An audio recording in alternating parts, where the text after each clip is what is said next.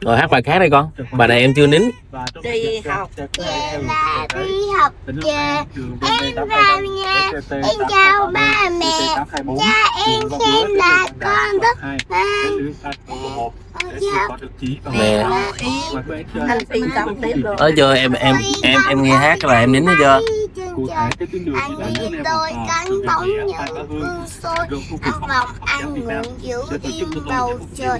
Em hất bầu trời anh lên đây đó. Tôi có ông trăng hi đỏ. Tôi có cầu vòng ăn xăng ăn đỏ. Em hất bầu trời anh phi công ơi. Con mèo. Chưa hát hết mà. Bầu trời anh phi công Nó hát 2 lần rồi đó. bầu trời anh phi công ơi. Rồi thấy chưa, em nín thấy chưa, giỏi chưa?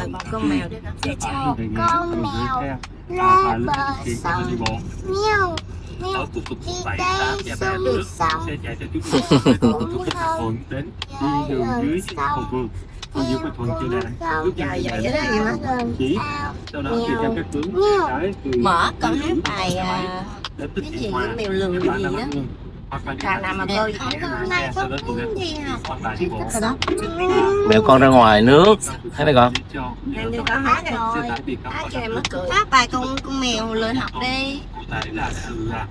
Hôm nay không muốn đi học chơi làm phòng máy cho phòng mẹ con không mày không muốn đi học làm xong đây Hát theo con, hát theo kìa. tới đâu này không đi được rất là buồn cụ ơi không may tôi tới đâu này không đi được đâu mẹ ơi yên tâm cứ xếp mau nào con xì màu cái két đâu rồi mẹ ơi đưa tay cứ tắt tôi làm Kìa đó ba kìa.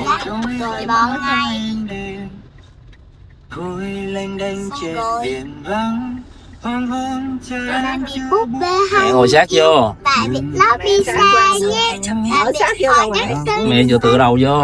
Em vào lớp 1 rồi Nhớ năm quên sao được Bọn nó hơi có nhau trọn đời. Cháu xem cài mai Cày thấy con trâu. Đường cày ra sau Tài nhân bà không mệt ngọc Vui về lăng không Hợp tác theo hoài sinh Ôi chú công nhân Cháu yêu chú lắm Cháu xem cày mai Cày hai con cháu Nó nè nó khoái đó. Cày ra sau Em rè luôn. Nhân bà không mệt ngọc Vui về lăng không Hợp tác theo hoài Nè, em vỗ tay cho nhân quay cho nhân em vỗ tay rồi.